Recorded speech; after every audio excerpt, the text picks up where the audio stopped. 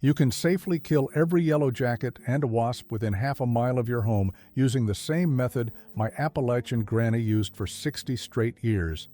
Sound impossible? Most folks have never even heard of it. Yellowjackets, wasps, and hornets put more Americans in the emergency room every summer than spiders and snakes combined. And one stung child is enough to ruin a family's whole August. Suddenly your wife won't bring the laundry in, your dog can't go around the back of the house, and that $10 can of spray you've got in the garage does nothing for the nest you can't even see.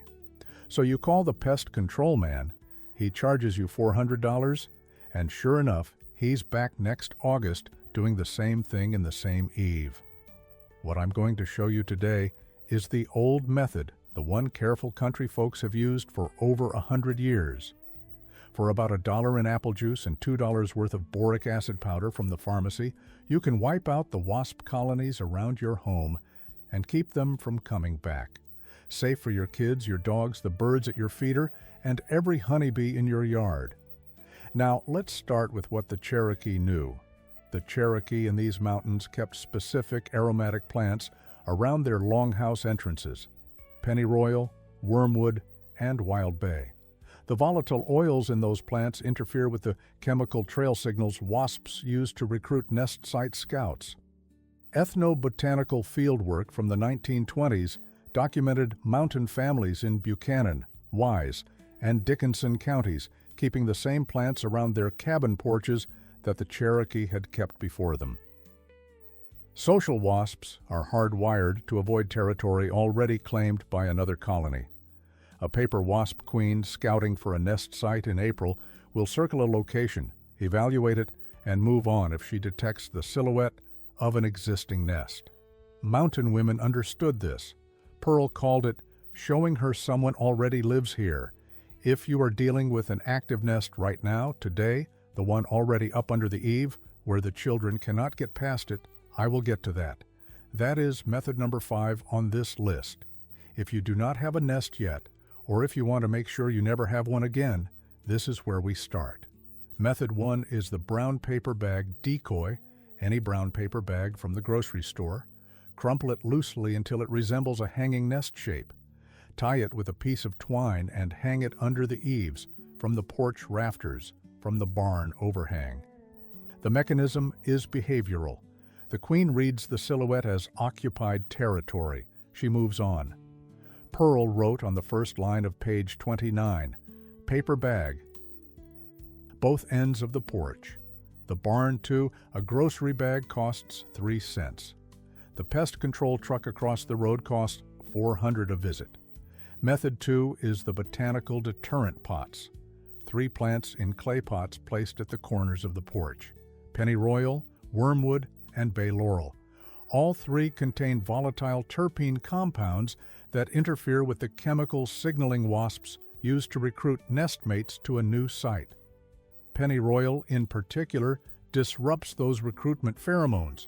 Pearl had 4 clay pots on her porch that I assumed were decorative for 30 years. I never once asked her what was in them.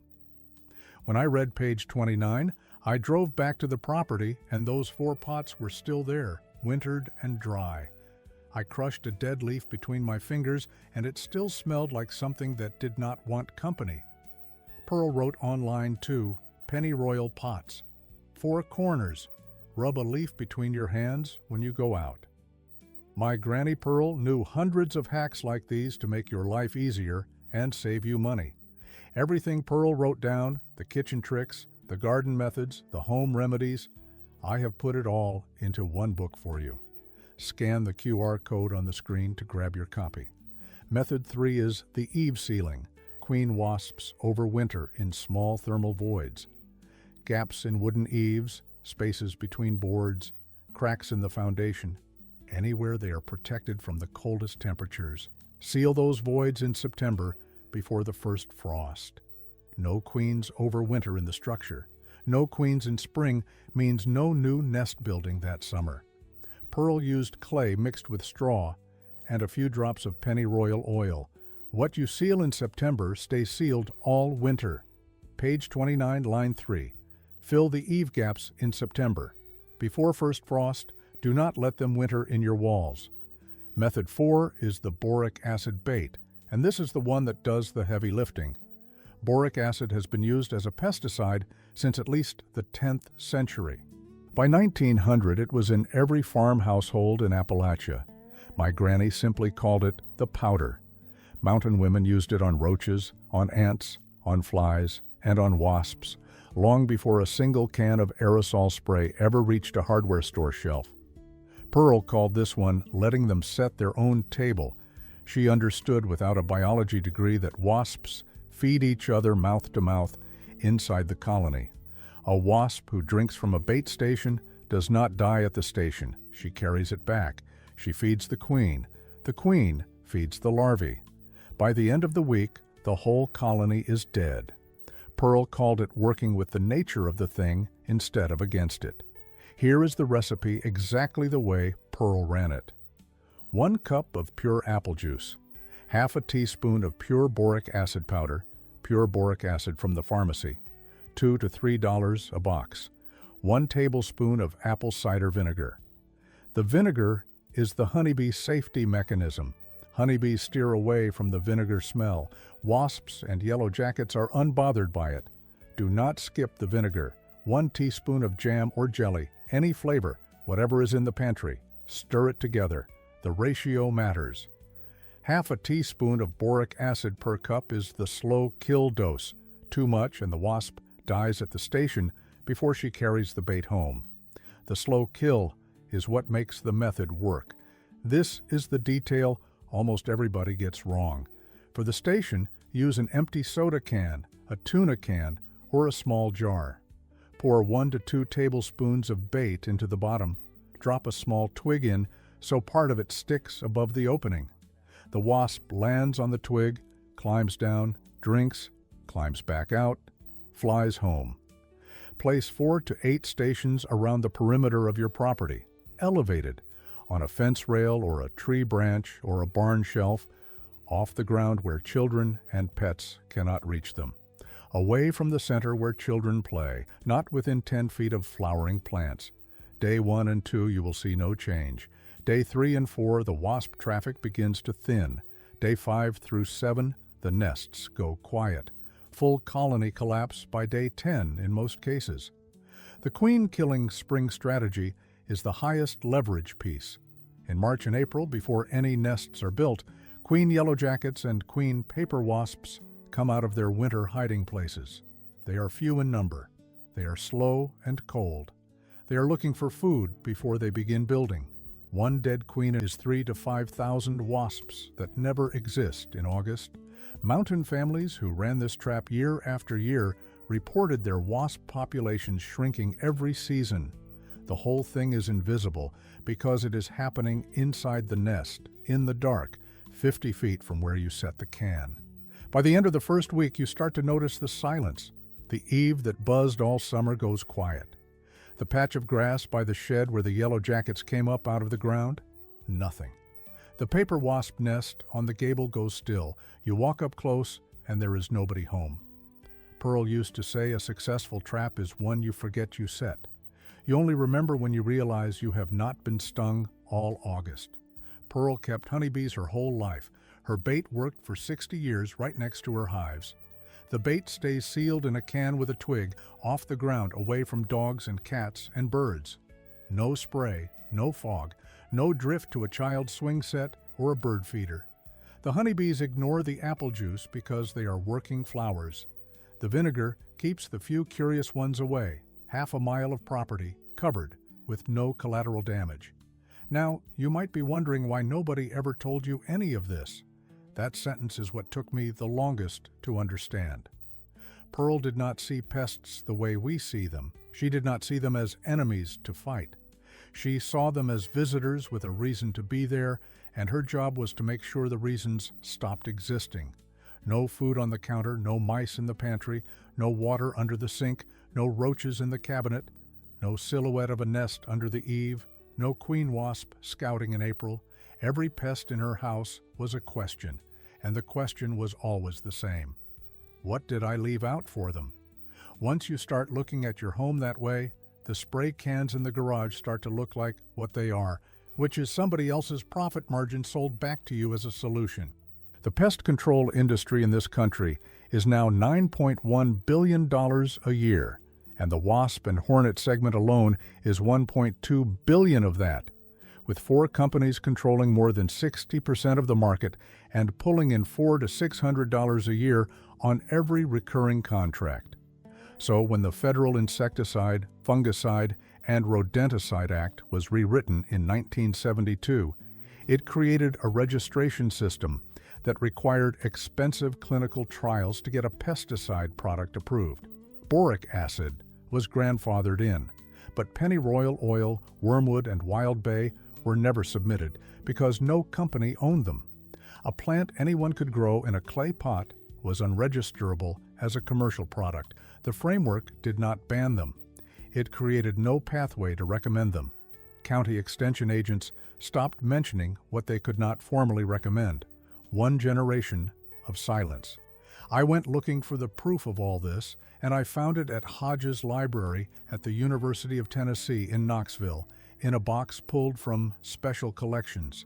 University of Tennessee Agricultural Extension, Bulletin Number 349, published in 1953 by Dr. Arthur Baines, Extension entomologist, discontinued in 1971. Last requested 34 years before my visit. Page 6 described the paper bag decoy.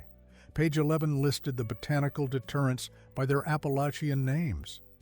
Page 14 described the eave ceiling. Between pages 8 and 9, there was a pressed pennyroyal leaf that somebody had put there decades ago and forgotten. And here is the part that got me. Dr. Baines's bulletin was discontinued in 1971, the same year Chlordane, the dominant commercial wasp pesticide of the time, posted its highest sales figures in American history. Chlordane was banned in 1988 for causing cancer in residential environments. The replacement it displaced was a paper bag and a clay pot of pennyroyal. Nobody told you to switch back. Now method 5 is for the nest already up there today, the one above the door. For an accessible paper wasp nest on a dry eave or a fence post, Pearl used 1 quart of water and a generous squirt of plain dish soap in a pump sprayer. Spray it at dusk when the colony is home and the wasps are slow. The soap coats the exoskeleton and they drown in it. Do not do this near electrical fixtures. Do not do this on a ground nest in daylight. Pearl had a rule she said once and never repeated. Honey, you mess with them in the middle of the afternoon and they are going to mess with you all evening. I never tested it. For the active nest you can reach, Pearl had a second tool. She boiled a handful of dried wormwood leaves in a quart of water for 15 minutes. Let it cool. Poured it in a jar with a cloth wick. She soaked the nest in the wormwood solution at night when the wasps were all home. The volatile oils, primarily thujone, act as a contact neurotoxin to insects. The Cherokee used wormwood in exactly this way for insects going back to before recorded contact. The Journal of Agricultural and Food Chemistry documented this in 2006. Page 29. Below the numbered list, wormwood boil. Soak the nest at night. They do not survive the morning. One warning: ground nesting yellowjackets are the most dangerous variety. Yellowjackets in a wall void are the second most dangerous. For those two situations, the bait handles them over time, or you call a professional for the immediate threat. Mountain women knew the difference between a paper wasp nest in the eave, which is manageable, and a ground nest by the root cellar door, which you leave for the bait. The timing rule is always at dusk. The colony is home. Daytime attacks on an active nest are how people get hurt. Stay right here, because what she wrote below the numbered list on page 29 is what I have been saving for this moment. Pearl wrote one line below the numbered list, not numbered, set apart. I read it for months without understanding it. It said, "When they are gone, find where they were. That spot is always the same." I thought it was a note about cleanup. It is not.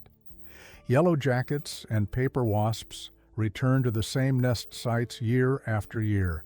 They do not reuse the physical nest. Queens build a new one. They return to the same locations, the same eave corner, the same gap in the barn wall, the thermal conditions, the shelter geometry, the protection from wind that made a site good in 1 year make it good the following year. If you eliminate the colony and do nothing to the site, the next generation finds it in spring and builds again. Pearl walked her property every October after the first hard frost. The surviving queens had already left for hibernation. The old colony was dead. She marked every former nest site with a piece of rag tied to a nail. Then she sealed those sites. Clay and pennyroyal oil packed into every crack, every gap, every void where a nest had been. She planted pennyroyal in clay pots and set them at former nest corners. She crumpled a fresh paper bag and hung it at every site she had just sealed. She was permanently removing every address the wasps knew to return to. I asked an extension entomologist at the University of Tennessee about this. He said, site-specific return behavior is documented in the literature. I have never seen a residential management program that addresses it. I asked a licensed pest control professional with 22 years of experience in eastern Tennessee. He said, I treat the nest.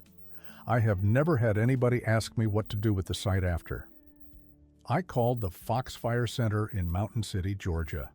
9 volumes of Appalachian folk knowledge collected since 1966. The word pennyroyal appears 11 times across those 9 volumes.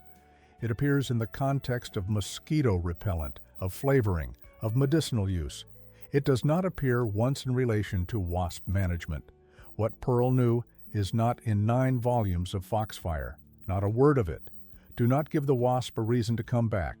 That was her philosophy about everything. The pest control truck pulls up next door.